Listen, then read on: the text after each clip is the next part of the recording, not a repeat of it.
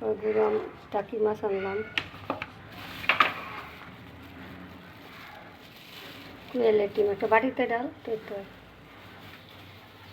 একদম তাজা তাজা টাকি আনছি আমরা।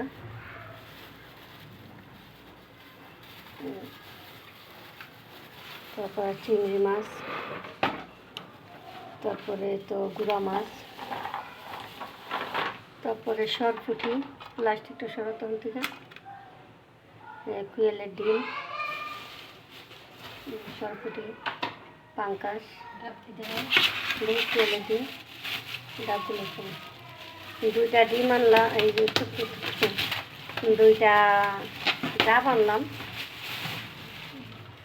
দেখেন আপুরা ভাইয়ারা রোদ আসলে বেশি কথা বলছে।